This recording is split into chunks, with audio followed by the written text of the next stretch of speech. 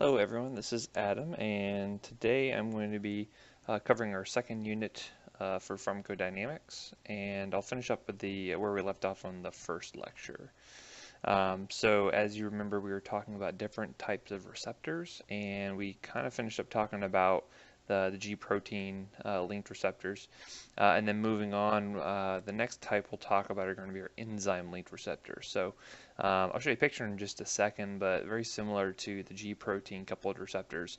You'll see that these enzyme linked receptors are going to be transmembrane proteins, but they usually just have one extracellular binding domain, and they'll have kind of one transmembrane domain that will kind of communicate with the inside, where the actual enzyme may be linked.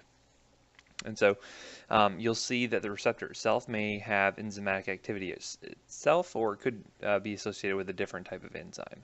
So whereas the G proteins are typically pretty fast, these receptors are thought to be a little bit slower in activity. There's 6 major classes of enzyme-linked receptors. The one we'll mainly be focusing on is going to be the tyrosine kinase, mainly because this is the most common variety. Alright, so as I said, the tyrosine kinases are going to be the most common enzyme-linked receptors that you'll run into.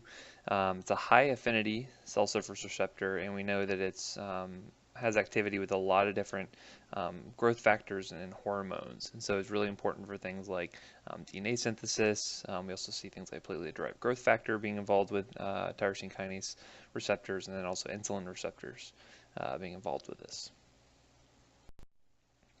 So in general, what's going to be happening here, and I'll use my laser pointer to kind of show you what's going on. Typically, you'll have tyrosine kinases. Basically, you'll have 2 monomers of the receptors. Each of these will become active once they are bound by whatever the ligand happens to be, whether it be insulin or whatever happens to be. It'll end up binding. 2 molecules are needed here to activate these receptors. And so what happens is once they're activated, the 2 molecules will come together.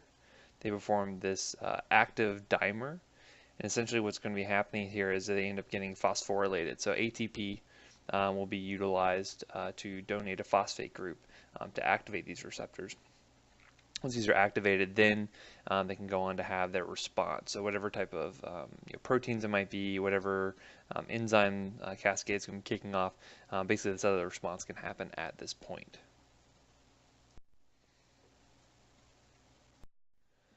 So we've mainly been talking about our cell surface receptors, so things like the ion channels, things like G protein coupled receptors. The next couple we'll talk about are going to be those that reside within the cell themselves, whether they are in the cytosol or if they're going to be actually on the nucleus of the cell. And so typically what you're going to be seeing is that some of these molecules are going to be able to kind of freely cross the cell membrane. Some of them will be kind of shuttled across using transport proteins and things like that. The biggest thing you'll probably see here regarding these types of receptors are going to be a lot of hormones. So you can see things like your glucocorticoids, things like sex hormones like estradiol and testosterone, thyroid hormone, vitamin D, all kind of fit within this category of working within the nucleus or in the cytosol. So essentially the ones that are working on the nucleus, what's happening is they will go into the nucleus, they'll activate whatever receptor happens to be, whether it be on a specific protein or enzyme, that will activate it and then can lead to new gene transcription. So for the nuclear ones specifically, they're going to be activating gene transcription. They'll be producing new proteins, whatever the response happens to be, whether it be increasing gonatogenesis, or whether it be increasing calcium uptake, whatever happens to be. A lot of that will happen through transcription changes in the target genes for those steroids. Again here, kind of what we had mentioned before, these intracellular receptors, usually whatever the signaling molecule needs to be, whether it be a steroid or an exogenous drug. Again, some of that transmission into the cell can happen by kind of passive diffusion, where if they're lipophilic enough, they'll be able to cross that cell membrane. Otherwise, they might require some other active forms of transportation, either specifically transport proteins and things like that. So just as a summary, the 4 main types of receptors that we talked about are, the first one going to be our ion ion channels here. Again, as you see an agonist come and bind to the receptor, typically you'll have an opening of the channel, which will cause whatever ion it happens to be to flow in or out, depending on the type of channel, whether it be sodium, could be chloride, potassium, whatever it happens to be, that will be activated by the agonist. You then have your G-coupled receptors, where again they're going to be activated by whatever the ligand happens to be. This will activate the G proteins, which will then generate the secondary messengers we'll talk about in just a second. You have your enzyme-linked receptors. Again, the tyrosine kinases will be the big ones that we'll remember for our purposes. Again, those are going to be activated by two signaling molecules, which will activate the two monomers to come together. Again, they're going to get phosphorylated, and then that will cause whatever downstream process it is, usually activating a secondary messenger or activating an enzyme to carry out its process. And then finally, you have the intracellular signals, which are again either working within the cytosol or potentially working in the nucleus specifically, where it can then activate transcription, translation of new proteins. So moving on, this will begin the second unit of materials here, where we're going to start talking about second messengers. So if you imagine the cell signaling process being from the time that a ligand activates a receptor to the ultimate change in physiologic function that you see, the actual cell effect, you can kind of imagine kind of a relay race. And so when that signaling molecule comes and binds to that receptor, that's the first messenger. Here we're going to be seeing the second messengers and what they are going to be doing to help cause the kind of ultimate effect of whatever that ligand was trying to do. So again, these are going to be the molecules that relay the signals from the receptor on the cell surface, or potentially within the cell, to the target molecules within the target molecules inside the actual cell. So the most common ones we're going to be running into in regards to medications, and the ones that will be focused on here for the material are going to be cyclic AMP, or cyclic adenosine monophosphate, also CGMP, or cyclic guanosine monophosphate, and then we'll talk about calcium and phosphoinositides. Again, these can either be activated by enzymes, specifically activating these pathways, or even potentially opening of ion channels. So by changing the electrochemical gradient or the electronegativity of the cell, that may be enough to kick off these second messenger systems. So the first one we'll talk about is going to be cyclic AMP, and again, this is going to be generated from ATP, adenosine triphosphate, by adenylyl cyclase. I'll use AC as the abbreviation there. Once the cyclic AMP is formed, it can then target protein kinases and then have its downstream effects.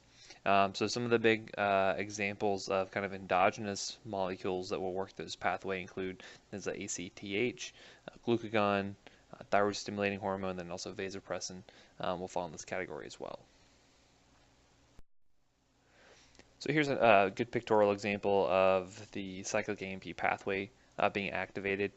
Here you have your hormone or ligand binding to a G protein linked receptor. So again, this is a GS protein.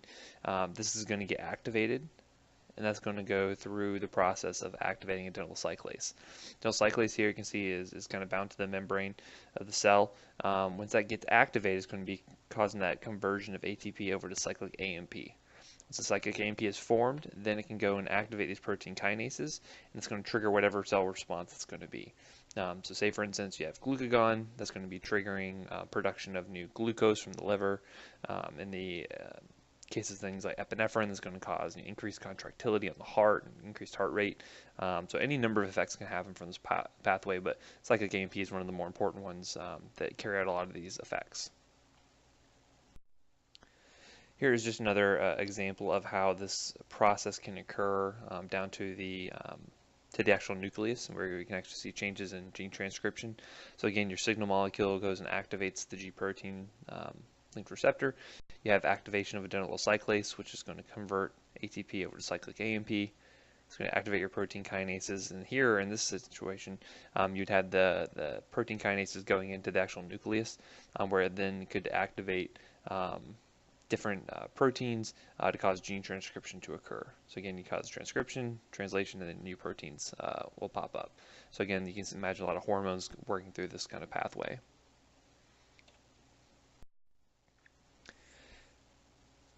So in the case of, just to give you a few examples of how cyclic AMP can be utilized within the body. So again, it's going to be mediating, in these situations, mediating hormonal responses. So we can see things like mobilization of stored energy in the liver. So again, that was with glucagon, where you actually have gluconeogenesis happening to break down glycogen, produce new glucose in order to raise blood glucose levels. In the case of vasopressin, you can actually see conservation of water within the kidneys. Another name for vasopressin would be antidiuretic hormone. So you can actually have increase, the body will hold on to more water essentially, and decrease urination. And then with calcium homeostasis, this can be maintained with parathyroid hormone. So this can influence things like deposition and liberation of calcium within the bone itself. And then obviously we mentioned some of our catecholamines, things like epinephrine, norepinephrine, which can be very important for the cardiovascular system, including blood pressure, heart rate, things like that. So I'm not going to make you memorize the entire picture here of this whole process, but just to give you an example of how this process is occurring. Again, you're going to be having epinephrine. Again, this is going to be one of our catecholamines that are really responsible for maintaining our cardiovascular status.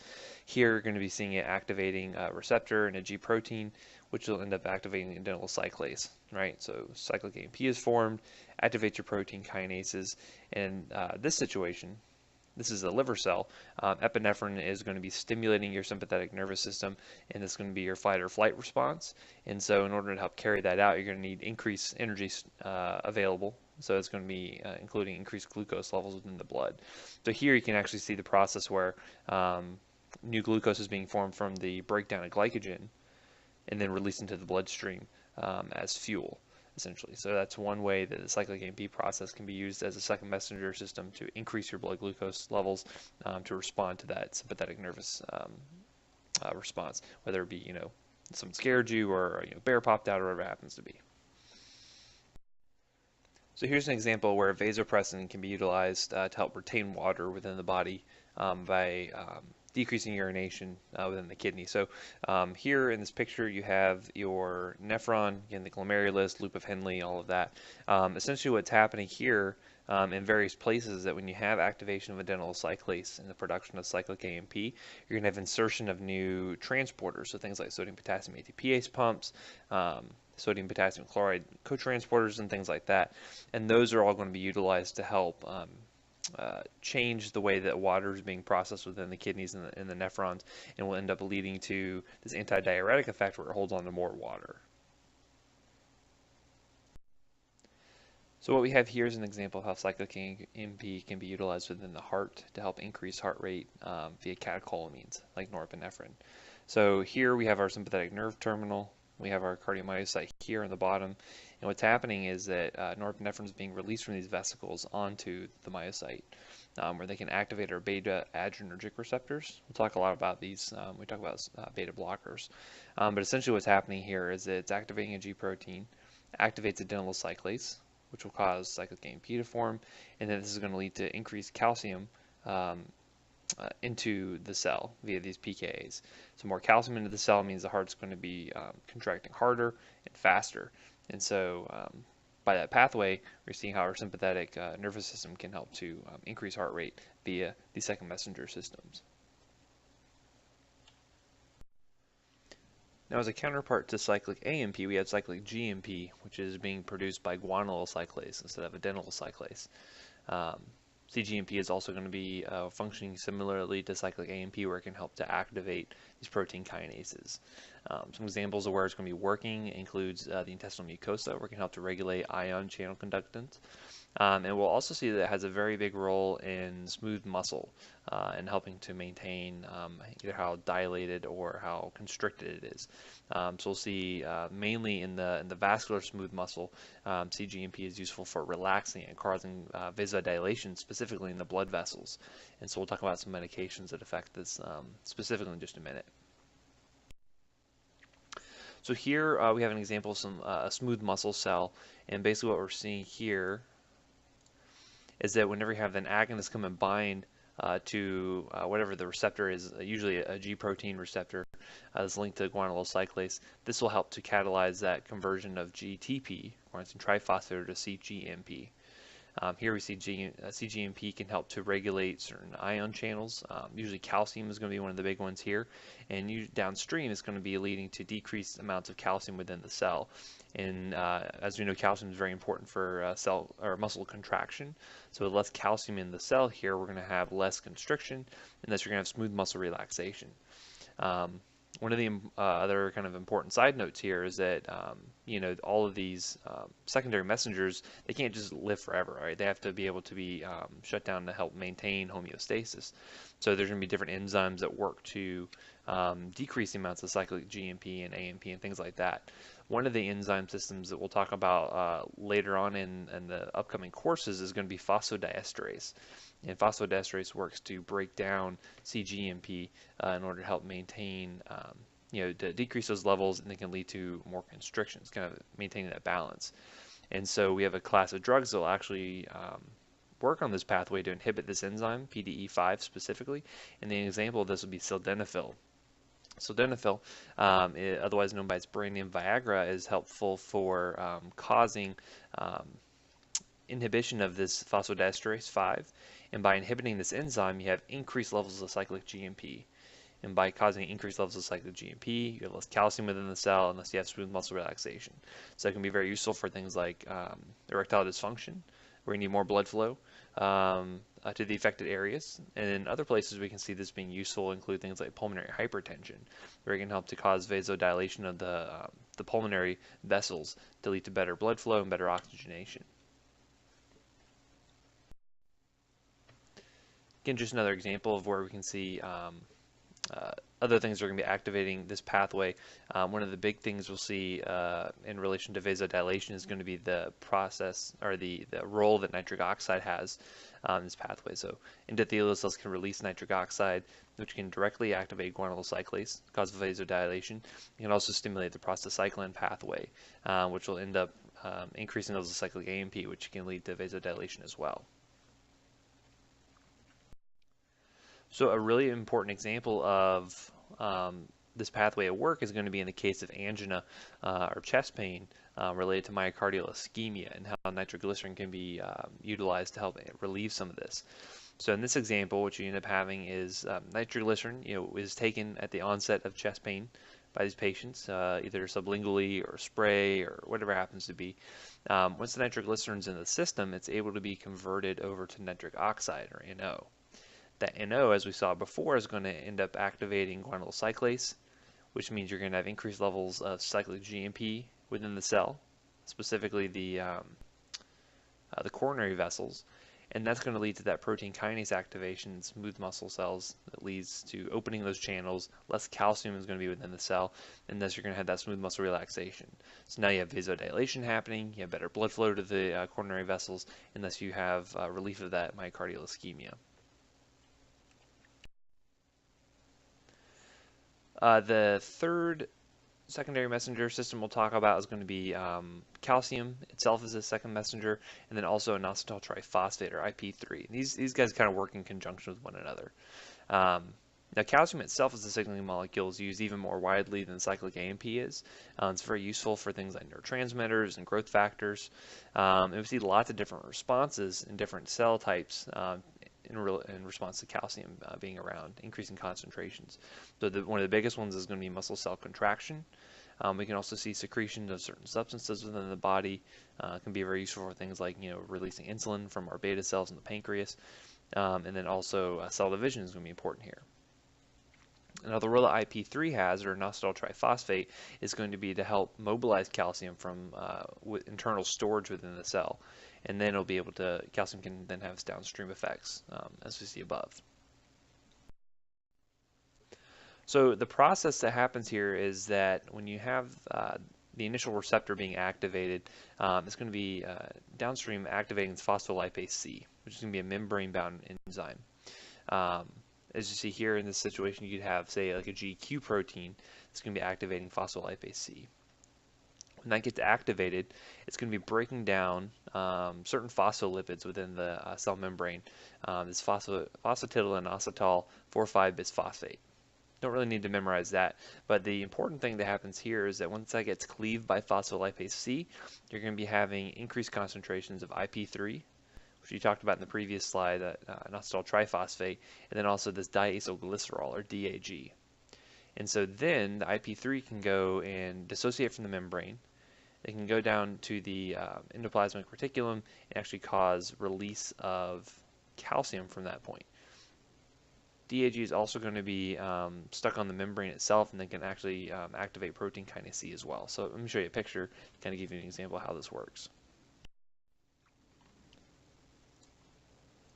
So here in this picture we have a G protein that's being activated by the signaling molecule that's going to go and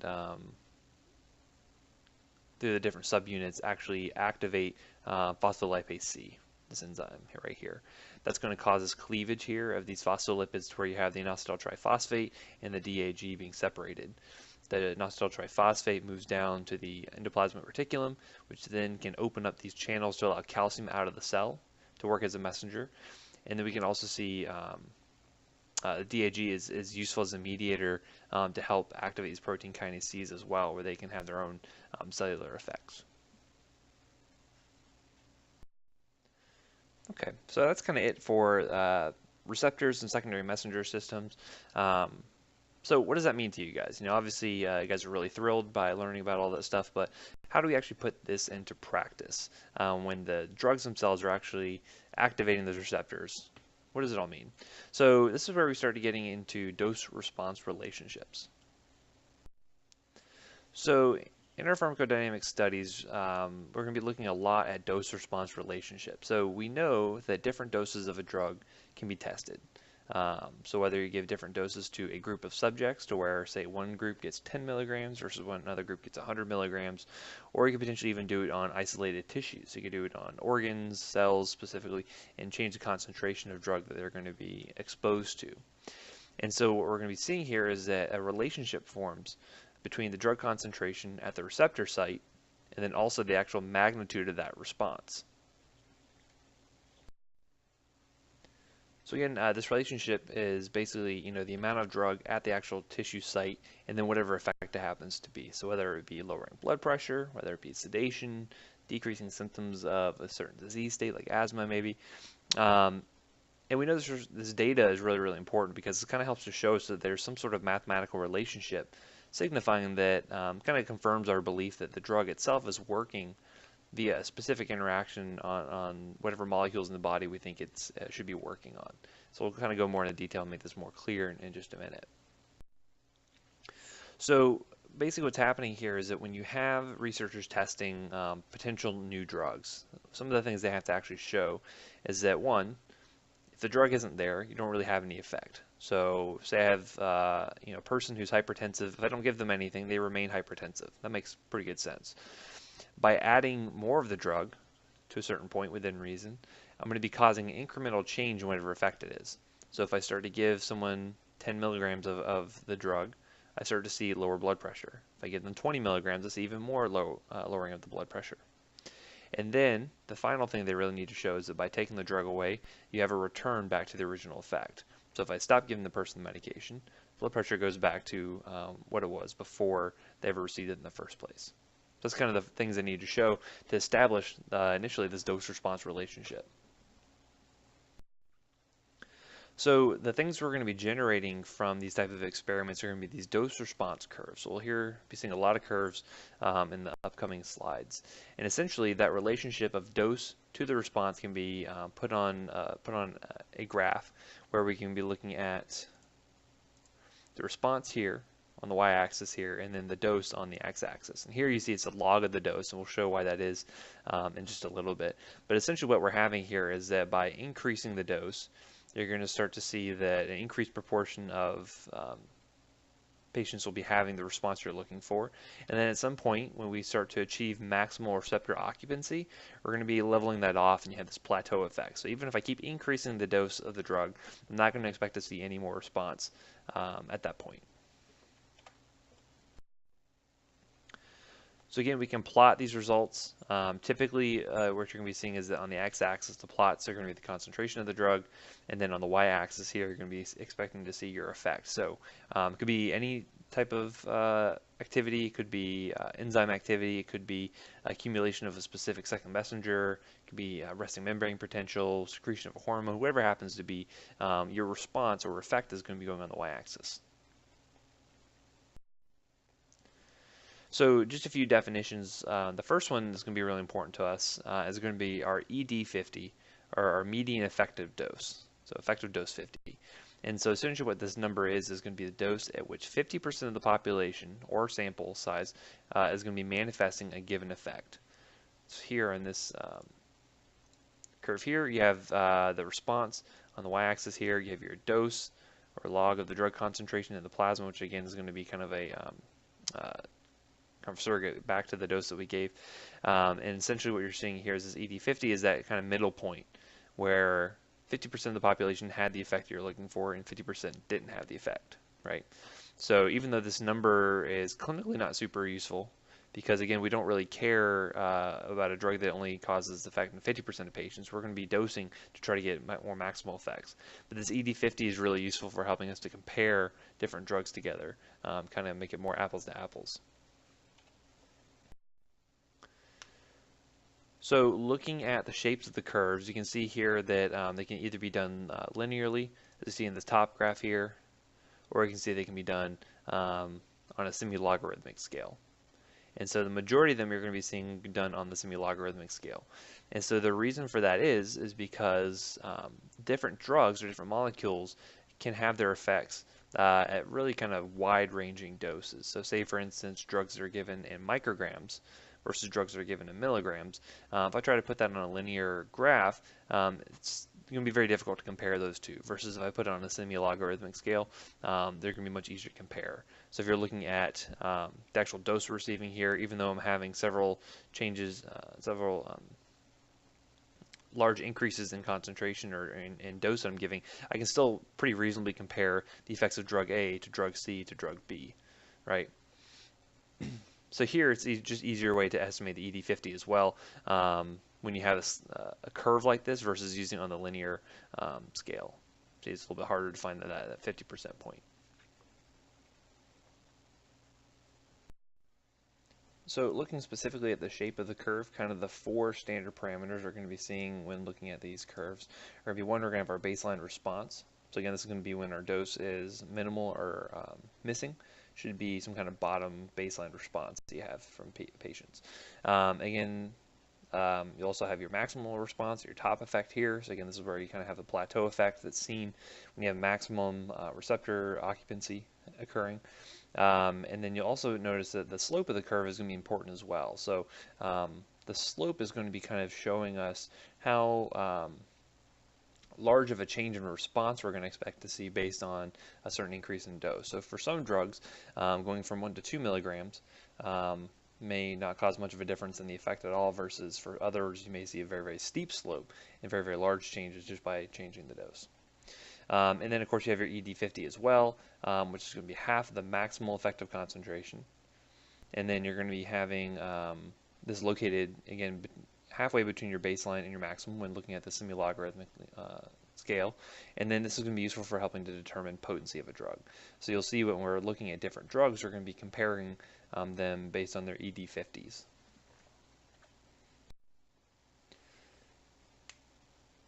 So the two ways we can kind of look at this relationship, one way is going to be the graded response, and then we'll also look at the quantal response. So the graded response is going to be describing the effect of various doses of the drug on an individual, versus the quantal response is going to be more based on a population. So we'll get more into detail on what these mean in just a second. So looking at the graded dose response relationship, one of the things we expect to see is as you increase the concentration of the drug, you're going to be seeing the magnitude of its effect increase, right? This should be a continuous response, because again, as I add more drug, I'm going to be occupying more of those receptors, thus I should see a greater effect. And really, you can describe it as using pretty basic assumptions. The response is going to be proportional to the fraction of receptors that's occupied, And so that when the max number of receptors are occupied, that's when you should expect to see your max response. Now, this doesn't always hold out, but this is kind of a good baseline understanding for how to look at these response relationships. So again, it kind of goes back to if I have more drug occupying more of the receptor, I expect to see more of a response.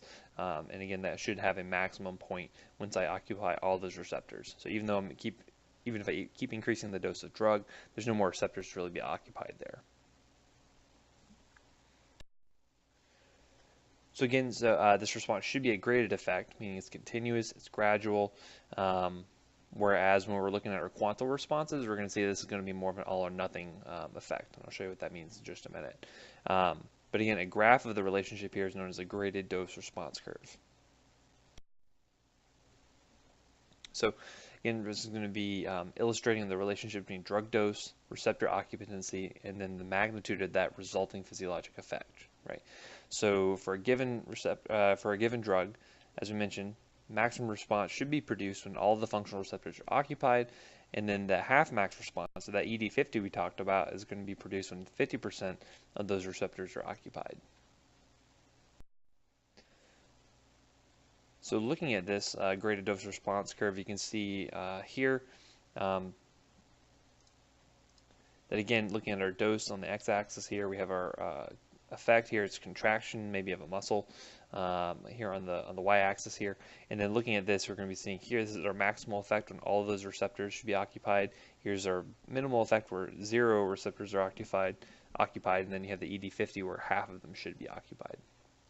So again, looking at this, by comparing different drugs, we're going to be able to determine things like the potency and then also the efficacy of the drug itself. So we'll get more into that in a second. So again, potency is going to be referring to the amount of drug, usually milligrams. Some drugs will be micrograms, some will be in grams, that are needed to produce a particular effect. So whether it be blood pressure lowering, pain relief, and then based on that, a drug's effects can be evaluated based on the actual potency of the drug and the actual efficacy that it can have. And so by getting both of these, getting a handle on both the potency and the effectiveness of the drug, you can start to make comparisons. So first thing we'll talk about is going to be potency. So again, this is going to be measuring the amount of drug necessary to produce an effect of a given magnitude. So this is where we're going to be using our ED50s to compare different drugs together to see which one's most potent. So looking at these three curves here, you have drug A, B, and C. You can see here that, they have different ED50s. And so based on that, you can determine which one's going to be more potent. So even though they can all achieve the same ED50, the same amount of effect, whether it be blood pressure lowering or pain relief, they do so at different doses. And so obviously the smaller a dose that I need to achieve an effect, the more potent the drug is. So here I may only be giving micrograms of this drug, drug A, versus I'm giving milligrams of drug B. So obviously drug A is going to be a much more potent drug, even though the effect that it can achieve is going to be similar between the two. So in this case, you're going to be seeing that drug A is the most potent versus drug C is going to be the least potent. I need the most amount of drug C in order to get the same effect that I would get out of drug A. So here we have 4 different drugs, A, B, C, and D, and looking at their ED50s, we can start to compare them to actually see which ones are more or less potent. So in this situation, you would see that because A has the lowest ED50, it's going to be the most potent drug, right? Followed by drug B, drug C, and then followed by drug D. So D would be the least potent. It's going to require the most amount of drug in order to get half of its maximal effect. And then in comparison, we can start to look at efficacy as well. So this is the ability for the drug itself to actually produce the effect. So again, agonist should have a positive effect. Antagonist should have a 0 effect or essentially no efficacy, as we talked about in the previous lecture. Now, a drug with a greater efficacy is obviously going to be more therapeutically beneficial than one that is more potent. Because again, we can dose around that. We can give a bigger dose to achieve the effect. But the thing that we're going to be looking for here is that we have the maximally efficacious drug. So in this situation, looking at these drugs, you'd see here that as far as potencies go, you would expect A and B to be more potent drugs than drug C and D. But looking at this, you can see that drug A, because it has a higher maximal effect, it has a higher efficacy than drug B does. Similarly, drug C has a higher efficacy than drug D would. Now, is drug A or drug C better? Well, it doesn't really matter, because if I can dose appropriately, I can give a dose that is going to be matching the efficacy of drug A. So drug A or C is not necessarily better, it's just a matter of what dose I need to give to achieve that effect. And so then at that point, if you have equally efficacious drugs, you start to have to look at things like, well, what are the side effects like, and other things we'll talk about in just a minute. But again, even though A and B are more potent, A is obviously going to be the more effective drug here, but it is going to be equally efficacious to drug C, even though it's less potent.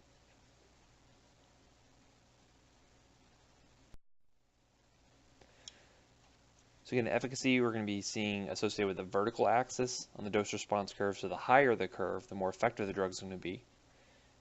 And then obviously efficacy is going to be relatively more important than potency, because it indicates the maximum attainable effect of that drug, right? So even though drug B might be more potent than drug C, if I can never get someone's blood pressure under control with drug B, then there's no point in giving it, right? And so that maximal efficacy that we can achieve is going to be termed Emax, right? So it's going to be double what our ED50 would be. So looking at efficacy back on this curve, we already talked about what the potency ranking would be, where A would be the most potent. If we're actually looking at efficacy here in this situation, you would see that D would be the least efficacious drug, right? Because its maximal effect is going to be a lot lower than any of the other ones, versus B is probably going to be the third most efficacious, and then A and C are going to be kind of equal here. A is just going to be a more potent drug. So another important factor when looking at potency or ED50 is going to be how tightly the drug actually binds to the receptor, or its affinity. And so looking at a drug's action is not only going to be influenced by the amount of drug that actually gets to the receptor, it's also going to be based on how well that drug actually binds to the receptor once it's there. And so for low potency drugs that I have to give a large amount of, those ones typically have less affinity. So I have to give a higher amount of drug to get more of it to the receptor, so where it can bind, versus high potency drugs. They have a much better affinity, so they bind much more tightly, and thus I get away with giving a smaller amount of drug. I don't need to have as much get to the receptor, because it's going to bind so tightly once it gets there. When looking at efficacy, though, we're also going to be looking at intrinsic activity. So this is going to be a measure of how well, once the drug is bound to the receptor, how well it's going to be able to generate its effect. So this kind of goes back to looking at agonists and partial agonists, as we mentioned in the first lecture. So again, looking at agonists, they can have full or partial activity here, intrinsic activity. So they need to be full or partial agonists. And then, like we said, with antagonists, they're going to have no intrinsic activity, because once they sit there and bind the receptor, they're not really going to ever activate it. So really the only thing you look at with antagonists is really going to be the affinity, or how well that drug is going to bind to that receptor. So that was the graded dose response curves. Next we'll talk about our quantile dose response relationships. And so this is going to be looking at the effects of a population response to different doses of a drug, versus looking at only looking at a single person. So when looking at this, we're going to be looking at kind of all or none effects, versus looking at kind of a more graded response to a drug. And so you're typically going to see this plotted against the log dose of the drug. And so in this case, when we're looking at comparing different drugs, we're going to be looking at the ED50, which is going to be, the definition here changes a little bit, because it's going to mean the amount of drug that produces the defined or desired effect in 50% of the subjects that were tested. So I'll give you an example of that in the next slide. So one good example of this would be sleep. So again, when you're looking at these responses in a quantile dose-response relationship, you're going to be looking at whether or not the person was asleep or not. So when dosing a drug, looking for its ED50, you're looking at the point where half of the subjects were asleep and half of them were not. So it's not really a graded response, it's just a matter of how many of the people in the subject group had the response you were looking for. So it could be really anything. It could be reduction of hypertension by 10 points 10 millimeters of mercury in their systolic blood pressure, or say for instance, reduction in their pain scale from by 3 points. Whatever happens to be, it's an all or none effect essentially. So again, our ED50 is going to be the dose at which 50% of the population or the sample manifests a given effect. And then we're also going to start to look at our toxic dose 50 and then our lethal dose 50. So toxic dose 50 would be the dose at which 50% of the population manifested a given effect. So again, it could be you're looking at sleep for your ED50, but then your TD50 would be looking at, say, nausea, vomiting. And then you'd have your LD50, which is going to be that lethal dose, which kills 50% of the subjects that were tested. So for every drug, you're going to be able to look at your ED50, TD50, and also the LD50 when doing your testing. So in the situation here, you have your dose going to be logarithmically scaled on the x-axis here, and you have your y-axis is going to be your percent of individuals responding. So again, this is going to be your ED50. Again, should be the furthest curve to the left here. Because again, you're going to be having your patients who, if the dose is 0, obviously they're not going to have any effect, but as you ramp that up, you start to see the ED50 here, where half your patients had whatever response you're looking for, and then again, you're going to have your maximal effect here, where 100% of patients had the response. So once they get to that point, then it plateaus out, because even if I keep increasing the dose, still 100% of patients have had that response. So it's kind of a cumulative percentage, as opposed to looking specifically at just how much of the receptors are occupied. And then looking at the TD50, we can see here your TD50 is going to be where half the patients had their toxic dose. Again, at lower doses, say at even efficacious doses, none of the patients may be having a toxic effect, right? But then as you start to increase that, again, it's going to be a cumulative percentage, and then at some point, the dose will be high enough that every single patient is going to manifest whatever response you're looking at. And then obviously your LD50 is going to be where you actually have death occurring, and hopefully this is going to be the farthest curve to the right, because again, you don't want to kill your patients most of the time, so you really want this to be on the far right side, because again, that means that they'd have to take a very, very large dose in order to ever get to this point. So we'll talk more about therapeutic indexes and what that means in just a moment.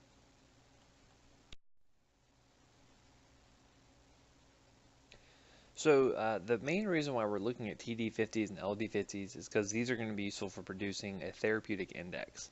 And so essentially what this is going to be the ratio between either the LD50 or the TD50 to the ED50. And so it's going to be very, very important when we're looking at just how safe or dangerous a drug is, and then being able to compare that to other drugs within the same category. So a good example of looking at this therapeutic index or margin of safety is looking at a drug like morphine. Morphine we know is an analgesic. It's very good for reducing pain, but we also know it causes a lot of side effects like respiratory depression, CNS depression, things like that. So by using these curves, you can start to look at the drug's margin of safety. So on the left here, we have our efficacy curve, where again you have the percentage of patients having whatever response it is. So again, reduction in pain would be in this situation. And again, you don't want a dose to hit the ED50, right? You don't want to give a dose of, say, 1 milligram at the ED50, because then half your patients aren't really going to have any pain relief, right? You're dosing to where you're going to have the maximum number of patients having the response you're looking for. So you try to shoot for 100%, right? So at some point, as I keep increasing that dose, I'm going to start to get to a point where I'm going to have some patients receiving some of these side effects. So in this case, it would be depressive effects on respiration, right? So the idea is that you have some period, some window here where your patients will have the efficacy that you're looking for, but they're not manifesting the toxic effects. And so that's that margin of safety we're going to be looking at. So the bigger this gulf is between the ED50 and the TD50 or the LD50, if you're looking at that, the more safe the drug is, because I have to give such a higher dose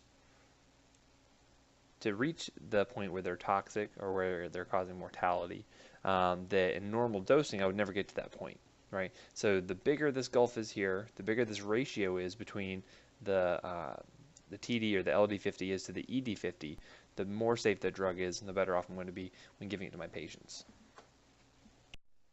So the way that we calculate the therapeutic index is going to be by dividing the TD50 or the LD50 by our ED50. right? So again, it's a ratio, so the bigger that number is, the better off we're going to be because the safer that drug is going to be. So in this situation, if you're looking at this drug here, you can look at the TD50 being at this point here, say around 90, versus the ED50 here being around 9. That therapeutic index would be 10 at that point, right? So 10 might be pretty good, but if you're comparing it to a different drug who say had a therapeutic index of say 100, that would be considered to be a more safe drug, right? Versus if you had one that was say only 1, then that's a pretty narrow therapeutic index, and thus you're more likely to get toxic side effects at therapeutic doses. So as I said, it's a ratio of dose causing the undesirable effects and the dose causing the desired therapeutic response. So again, we mentioned that a high therapeutic index is going to be preferable to a low one because that means that you're going to be able to take much higher doses to reach that toxic lethal threshold than you would ever be taking to elicit, say, a normal therapeutic index. So a good example of this would be two drugs here. First one being diazepam. Diazepam is a benzodiazepine, which is used as a anxiolytic, used as a sedative, anti-epileptic drug, has a therapeutic index of 100. So that means it's somewhat forgiving. So even if I were to say accidentally give a patient a double dose of diazepam, they're unlikely to really manifest a toxic effect, right? I'd have to give say 100 times that dose in order to really start to hit say the lethal point or the toxic point. As opposed for a narrow therapeutic index drug like digoxin may only have a therapeutic index of say 2 to 3, which means I don't really have a whole lot of leeway as far as the dose I'm giving before I get a toxic effect. So say if someone takes only say double or triple their dose on accident, they're much more likely to manifest toxicity than if they're taking something with a larger therapeutic index. So digoxin is a antiarrhythmic medication, can have very significant effects on heart rate and your blood pressure, and so because of that, it's not very forgiving as far as the doses that we can give before you start to see toxicity develop. So drugs will be considered to be narrow therapeutic index drugs when there's less than a twofold difference in the median toxic or lethal dose and the median effective dose. So that means that essentially what we're going to be doing with those drugs is that because they are so prone to causing toxicity, what we're going to be doing is actually measuring blood levels of the drug to make sure that we're maintaining ourselves within a effective dose, effective blood level, without hitting toxicity. And so the process of doing this, where we do serial measurements of serum levels of the drug in order to adjust the dose, is called therapeutic drug monitoring, or TDM. And so this is a really important thing, especially for patients who are on these drugs, to make sure they're following up and maintaining appropriate levels of the drug. So some examples of narrow therapeutic index drugs would be things, again, I don't expect you to memorize this list or memorize the therapeutic levels by any means, but just looking at a drug like digoxin over here on the right side, you see the target levels anywhere between 0.8 to 2 nanograms per ml, which that's the blood level that you're shooting for when you have a therapeutic level. Now if I start to get above that, if I start to get to say 3 nanograms per ml, I can start to expect to see things like yellowing of the vision, nausea and vomiting. As I start to get higher than that, say a level greater than 5, I start to run the risk of things like dysrhythmia and things like that. So by measuring the patient's blood level, I can say whether or not they are at an efficacious level, or if I can say they're toxic or subtherapeutic. So if a person came back with a digoxin level of say 0.4, well, they're not really in an efficacious level. I need to increase their dose in order to get them up to where they need to be. Versus if the level came back at 3, I know I need to titrate the dose down in order to help get them back at a therapeutic level. And so this is really important with a lot of anti-epileptics, things like carbamazepine, phenytoin, certainly certain other medications that are high risk, things like lithium that's used for bipolar disorder, or methotrexate used for cancer. These are all medications that you do serial blood levels on to make sure you're maintaining the patient within a therapeutic level. So, and again, just to show you kind of an example of two different drugs that have narrow versus a large therapeutic index, you look at things like warfarin, which warfarin is a anticoagulants utilized to help prevent clots and things like stroke or pulmonary embolism. And so looking at the therapeutic window here, you can see here that these curves, the efficacy curve versus the toxic curve here, they're pretty close. And so you can start to see, even though the patient is therapeutic, this part of the curve is going to start to overlap with the toxic part, right? So your patients are more likely to develop toxicity.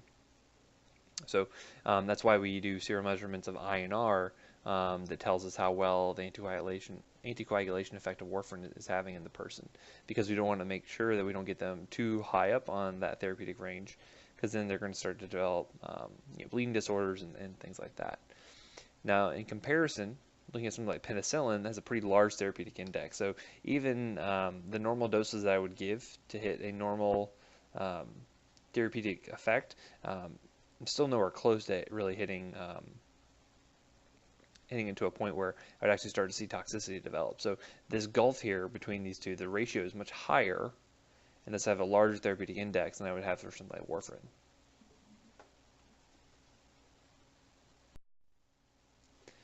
So again, both of these graphs are very, very useful for helping to compare drugs in order to help look at how efficacious or how potent drugs can be.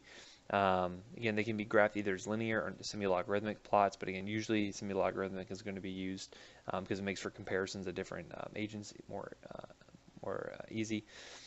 It's going to help provide critical information needed for making rational therapeutic decisions, and helps us to provide potency and efficacy information. So it's very, very useful data. As a clinician, you're never going to be looking at these curves. This is kind of all done on the background by the drug companies, right? So by the time they've figured out that a drug is going to be useful for treating a given condition, they've already figured out the dose, and they've already kind of figured out the maximum efficacy and the potency and all of that. So just to give you an idea of what goes on behind the scenes, when you say, okay, the dose of this drug is 1 gram twice a day, well, why is it that?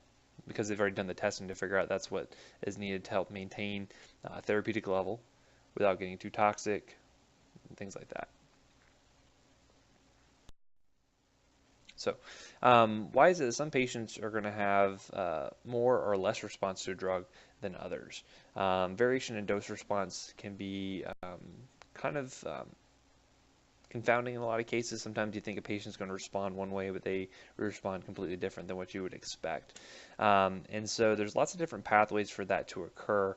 And these are some of the things we're going to talk about, and why you'll start to see different response to a drug, either hyper or hypo responsiveness to a drug based on several patient factors that can come up. So some of the things we'll talk about are going to be idiosyncratic responses. We'll look at tolerance, tachyphylaxis responses, and then also hyper or hyporeactive response. So idiosyncratic responses are going to be kind of rare, abnormal responses to a drug. They're not completely explained by the pharmacologic action of the drug, and it's not going to be considered to be an allergic response. It also cannot be produced with regularity. So those are kind of the criteria for considering a response to be idiosyncratic. Now, these responses may or may not be dose dependent, so you may even be giving a normal therapeutic dose of a drug and still develop one of these responses. And some of the reasons why these develop could be due to genetic predispositions that a patient has.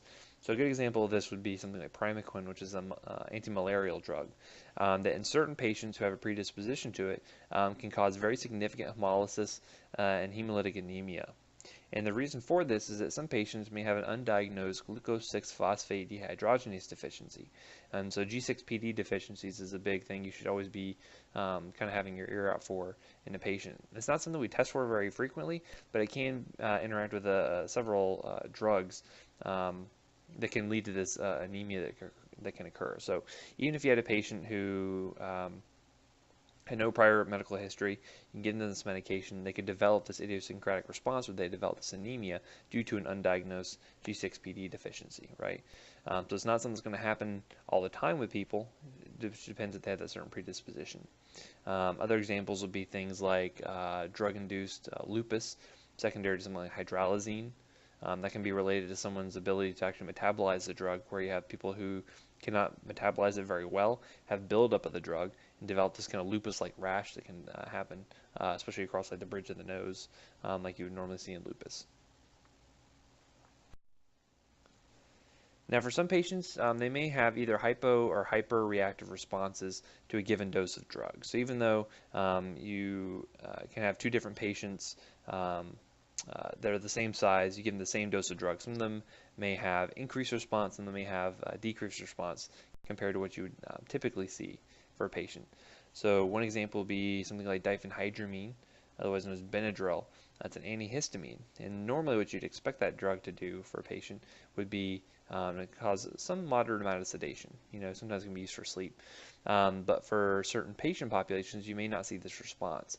So, for example, small children, in some cases, when you give them diphenhydramine, they get this very paradoxical hyperactivity that can occur, where they basically just go bonkers, they're bouncing off the walls, they get very, very agitated in some cases.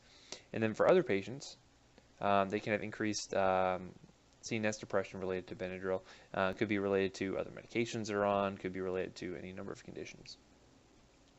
Another example would be something like opioid pain medications and having excessive sleepiness and respiratory depression based on certain genetic polymorphisms. And so we mentioned this one last time with codeine, in which certain patients who have a ramped up enzyme system of the CYP2D6 in the liver can have increased conversion of codeine over to morphine and can lead to death in some cases. There's also this process called tolerance, which can develop, and so this can be defined as diminished response to a given dose of a drug with continued use. So even though you're given the same dose over a period of time, you're going to be seeing diminished response. And so in order to achieve the same effect, you're going to need to start to increase your doses as you go along. And so some of the classic things that you can see this occur with include things like your opioids, like your morphines and your heroin and fentanyl. Benzodiazepines fall in this category as well. So certainly things like Xanax or alprazolam is a generic name for that one. Midazolam, diazepam, all of those fall in that benzodiazepine category. And then you can also see tolerance to stimulants as well. So I'm sure everyone in class has abused caffeine at some point to help you stay up and study. I myself am a frequent partaker of caffeine, and I tell you what, after a period of time, you don't even notice the effects of it after a while, just due to the fact that your body's natural inclination is to maintain homeostasis. And so now, in order to help achieve a good caffeine buzz, I need a very large dose of it in order to achieve the same effect as compared to someone who had never had it before. Kind of a variant of tolerance that could occur is this process called tachyphylaxis. And so this is going to be when responsiveness rapidly diminishes after administration of a drug.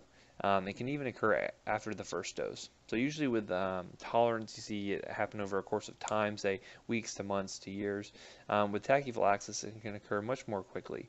And with tachyphylaxis, even if I increase the dose, I don't actually have any increase in response. As opposed to with tolerance, if I increase the dose, I should be able to get more effect out of the person, right? But with tachyphylaxis, this is not the case. And so this is thought to occur by depletion or reduction of whatever endogenous pathway that is responsible for the drug's effect. So whether it be neurotransmitters or other enzymes, basically it gets depleted to the point where the drugs are no longer going to be effective.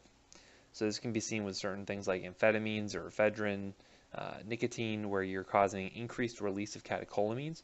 At some point, if you start to metabolize off all those catecholamines, the drugs aren't really going to be that effective anymore. So even if I keep increasing my dose, I don't get any additional response.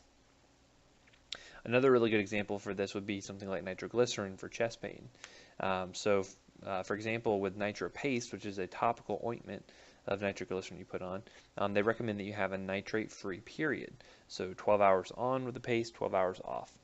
The reason for that is because of that nitric oxide pathway.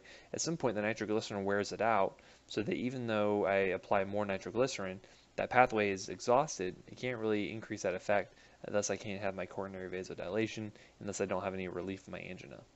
But by having that nitroglycerin-free period, I can kind of restore those pathways, and thus the drug will be effective again. So the reasons why this happens, there are several mechanisms for this response variation, but the kind of four main ones that we'll talk about for why this occurs will include things like alteration of the drug concentration that reaches the receptor, variation in endogenous ligand concentration, of alteration in the number and function of the receptors, and also changes in the actual components of the response downstream of the receptor. So we'll talk about examples of these in just a moment. We're looking at alterations of drug concentration that actually reaches the receptor.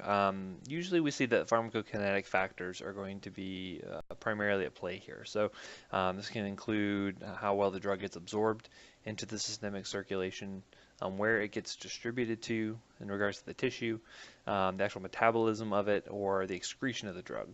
And so the most frequent reason that we have decreases in amount of the drug that reaches the receptor is usually due to things like changes in hepatic enzymes.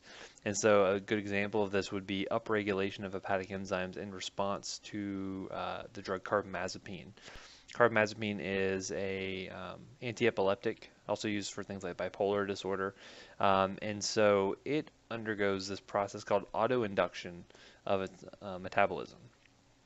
So essentially what that means is that carbamazepine, when taken by a person, gets processed to the liver. In response to that, it starts to ramp up production of hepatic enzymes that are responsible for metabolizing it. So if you were to look at drug levels of carbamazepine over time, even though you're dosing it the same way, you start to see them kind of trail off and get lower and lower because I have more hepatic enzymes available to break down that drug essentially and metabolize it more quickly. So in response to that, what you have to do is actually give larger amounts of carbamazepine as time goes on. So say over the course of several weeks, you actually ramp up your dose in order to account for that autoinduction of its own metabolism. Other factors can be important here, including things like age, gender, disease states, weight, even genetic differences in those drug metabolizing enzymes. So those polymorphisms that can occur between patients, either of different ethnic backgrounds or things like that. Another process that can occur is the ability for the cells to actually have active transport of drugs out of the cytoplasm. And so we'll actually see certain proteins that are responsible for forcing drug out of the cells as kind of almost protection mechanisms. And so we have certain genes called multi-drug resistant genes that are responsible for producing these transporters. And so when you have upregulation of those genes, basically you have a higher expression of these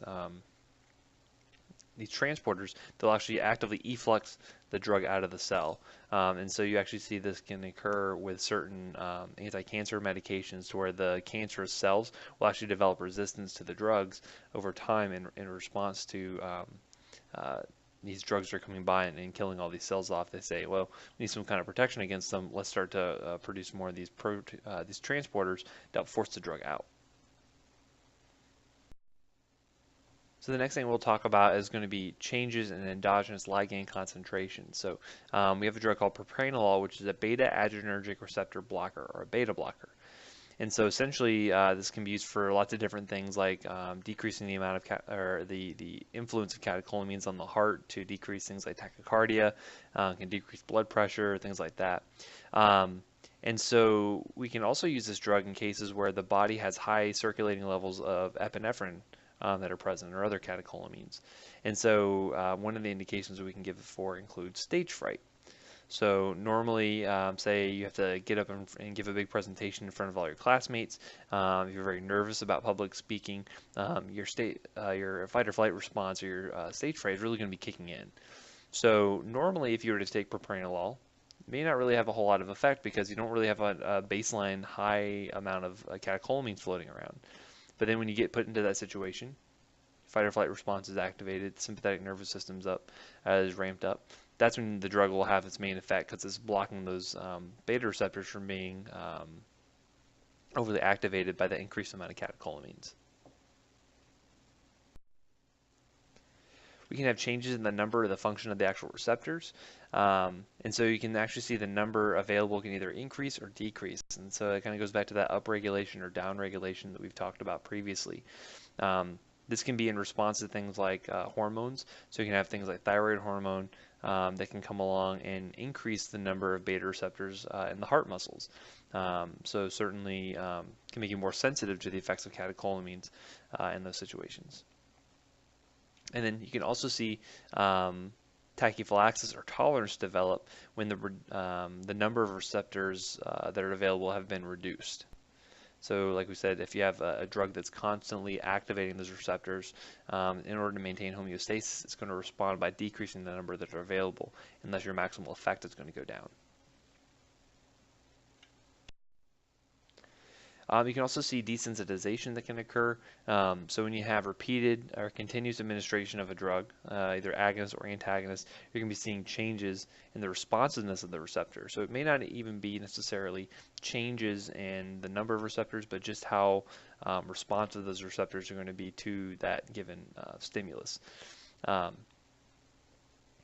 so the reason why that happens is because overstimulation of some of these receptors can actually lead to cell damage. And so by desensitizing themselves, the cell can kind of help protect itself from excessive stimulation. So specifically when this repeated drug administration results in diminished effect, like we said, this is going to be considered tachyphylaxis. So it's just kind of another mechanism that tachyphylaxis can occur by. Again, the receptors being desensitized to in response to this overstimulation by the drug. So even though they're still present, they're really just not responding that well. So a good example of this would be certain voltage-gated channels that actually have kind of a refractory period or a rest period that they are required to go through prior to being stimulated again. So in this case, if you had an agonist such as epinephrine stimulate these channels, which you can see here on this graph, is that initially, when you give it a kind of time 0, if you have an activation by epinephrine, you see kind of the maximal response happening here. If I were to give it just a minute later, I would see that not all of those channels have been reset yet. They're still in their refractory period. I'm not going to get as maximal of a response. But if I were to wait, say, 20 minutes, give those channels time to reset themselves, I can still get the same maximal effect. So this process here where I have a diminished effect is that tachyphylaxis that's occurring there. Another phenomenon that can occur is this rebound effect that can happen when you have, especially antagonists that are affecting cell receptors. So say for instance you have a patient who's being given a beta blocker like propranolol, which normally helps to slow heart rate and lower blood pressure. The body is going to respond by upregulating the number of receptors that are available to help maintain that normal homeostasis and allow things like epinephrine or adrenaline to activate those receptors. What can occur though is when you have sudden discontinuation or abrupt withdrawal of the drug, now what you're going to see is you have an increased number of receptors available for just the normal endogenous ligands to start to activate. And so what you can actually see is an exaggerated response where you actually have increased blood pressure and heart rate, and potentially in some cases like to very dangerous levels. So there's been cases where this rebound phenomenon has led to things like stroke and things like that. So just to give you an example with some animation here, say this green bar here is going to be your cell membrane. The purple squares or rectangles are going to be your beta adrenergic receptors, and then the blue triangles are going to be endogenous catecholamines like epinephrine. Normally they'll activate the receptors as they would normally. Everything is this is normal homeostasis for the cell. Well, if I have a beta blocker on board like propranolol, they can go and sit on those receptors. And again, because they're antagonists, they don't activate, so they don't really have any effect.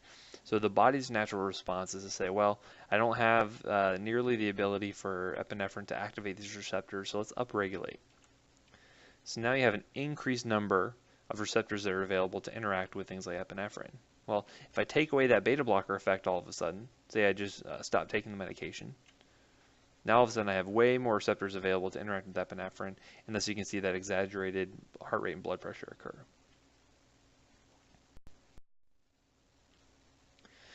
There can also be some genetic factors that can play a role in the number or function of the receptors.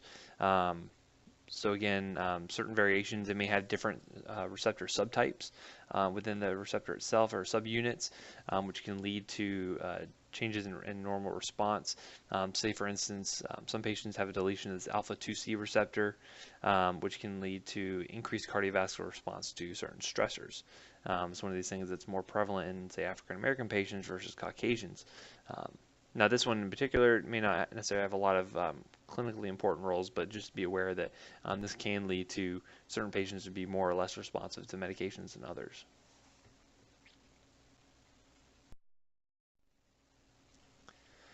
You can also have changes in components of the response that are downstream of the receptor being activated. So even though the drug is getting to the receptor, even though it's binding to it and activating it successfully, downstream processes can reduce the actual effect of the drug, right? So for instance, if I give a patient a beta blocker to help lower their blood pressure, beta blockers are working just fine. It's working in the heart, working on the vasculature, it's lowering the blood pressure. What I can actually end up seeing is that over time, I'm going to have a diminished blood pressure lowering effect. And it's not because the beta blocker is doing anything wrong or working any less effectively, but now the kidneys have this compensatory response where they'll actually start to hold on to more water. This is all part of the renin-angiotensin system where by giving an antihypertensive, the kidneys sense that the pressure is not high enough. And so in order to help maintain renal blood flow, they say, well, we need to increase the pressure here. Let's start to help hold on to more water and increase intravascular volume. This might be a case where you need to actually increase your dose of antihypertensive or maybe even add on a second agent to help deal with this compensatory response. So next thing we'll talk about is clinical selectivity, looking at the beneficial effects of a drug versus the toxic effects. So it would be really nice if drugs were relatively, if they were completely specific to one type of receptor and they worked in one specific type of tissue, because they would have, really good efficacy and no side effects. Unfortunately, that's not really the case in clinical practice. And so what we see is that drugs can have a relative specificity to certain receptors, but even though they have a relative specificity, it doesn't mean they can't interact with other targets, unfortunately. And so they will also act in other tissues than what is necessarily thought to be the site of action or the site of efficacy. And so the big thing that I'll always point out to you guys is that selectivity is always going to be dose dependent. So the higher I crank up a dose on a drug, the less selectivity it's going to have. And the more likely you are to see more side effects that can occur there. So even if I have a drug that is very specific for one type of enzyme, say COX-1 or cyclooxygenase 1, if I keep ramping up the dose, eventually I'm going to have some of that drug interacting with COX-2 or cyclooxygenase 2. So again, specificity all lies with dose. The higher you get the dose, the less likely you are to maintain that specificity. So the way that the selectivity can be measured is by comparing the binding affinities of a drug to different receptors by comparing the ED50s for different effects of the drug. So you can look at the antihypertensive effects versus the effect to cause nausea, vomiting versus the ability to cause sleepiness. So all those things can be compared to look for how selective the drug can be for different effects. And usually what you see in drug development is that the selectivity is going to be considered by separating out the effects into both the therapeutic and also the toxic and side effects. So these effects can occur by the drugs working through their intended mechanism, where you just have basically over activation of the pathway, leading to toxicity. So basically the drugs are causing their toxicity based on its direct and intended effect. So say for instance you have a drug like warfarin or Coumadin, is the brand name. The drug's intended effect is to thin the blood and cause the drug to be less likely to clot. Well, if I go along that pathway and keep increasing the anticoagulant effect, then I can have too much blood thinning, which can lead to toxicity like GI bleeds, can lead to strokes, right? So that's through the same mechanism. It's just more effect than what you would necessarily bargain for, but it's through the same mechanism. Same thing can happen with things like insulin, where you can have, the drug's intended effect is to lower blood glucose, but say I keep increasing my dose, I'm going to expect to see hypoglycemia from increasing the dose too high, right? Through the same exact mechanism. And in which case you're going to be looking at your therapeutic indexes to see like, well, where is that point? You start to compare benefits versus risk. And so I can give certain medications that will lower your blood glucose, but if the dose differences between a therapeutic and a toxic dose is so low that your benefits don't outweigh the risk, then you're not going to give that drug. So you want to look for drugs that have a higher therapeutic index in that case. And then in some cases, you'll have these toxic effects are going to be mediated by different tissues or different effector pathways. So say, for instance, certain drugs that can be used to treat an issue in just one area of the body. So say, for instance, you have a patient who's having an asthma or COPD exacerbation. Obviously, the problem is in their lungs, right? And so one of the mainstays of therapy for that are going to be glucocorticoids. So that include things like prednisone, prednisolone, methylprednisolone. Those are all corticosteroids that can be utilized to treat an asthma exacerbation within the lungs itself. But these are systemically administered drugs. So like we said, it'd be nice if they only worked in the lungs, but unfortunately they're going to be affecting all parts of the body. And so in this case, these glucocorticoids can cause things like increased glucose, cause diabetes, and cause mental status changes, all those things. And so there are some ways you can go about combating some of these side effects.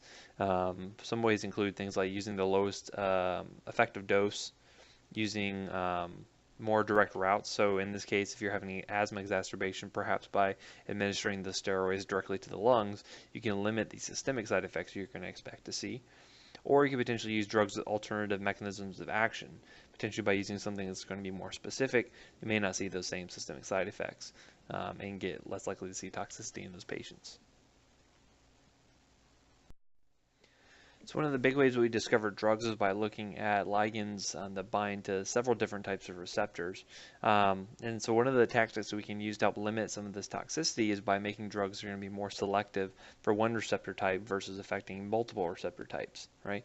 This way you can keep the intended effects, but eliminate some of the toxic side effects. So say, for instance, with non-steroidal anti-inflammatory drugs, looking at drugs that are specific for one type of isoenzyme like COX-1 versus COX-2. Another good example would be like your histamine blockers. So looking at drugs that block specifically only H1 receptors versus H2 receptors. In that situation, you have H2 blockers, which work mainly for the GI tract, versus your H1 blockers work more for things like seasonal allergies and things like that. And then finally, in some cases, you actually have side effects of particular drugs lead to development of it for other uses. So a good example of this would be minoxidil or Rogaine. Originally, minoxidil was utilized as a blood pressure lowering medication, but it was had a very narrow therapeutic index for that, and was never really a good antihypertensive. But one thing they did find was this increased hair growth, and so the drug never really gained popularity as an antihypertensive, but got used particularly for alopecia. So again, when you're selecting an agent for a particular patient, you have to consider all factors. So look at their side effects, the potential toxicities, and also the duration of effect of the medication. So just looking at potency or efficacy does not always mean that one drug is going to be better for a particular patient than another. You really need to consider all factors. So even though a drug may be really, really efficacious, it has a narrow therapeutic index and the patient has to have blood draws done every 2 weeks to maintain a therapeutic level, may not be appropriate for them. Maybe you need to use a less efficacious drug that has a wider therapeutic index, less likely to cause side effects. So all things to consider, and we'll talk about these specific points when we talk about the individual drugs in future classes. All right, well, thank you guys for listening. Again, I like to have student interaction, so this is going to be a little different for us this semester, given that I'm only going to be seeing you guys twice. But certainly if you have any questions, please feel free to send them to me. I will try to address them in the next week's video. So that way the class can benefit from everyone's questions instead of just one email between one person to another. If you have any suggestions or comments or questions, please feel free to email me. You know, if you hear some annoying sound or if whatever happens to be, please let me know, and I'll try to address those moving forward. Otherwise, I will see you guys in the next video. Thanks.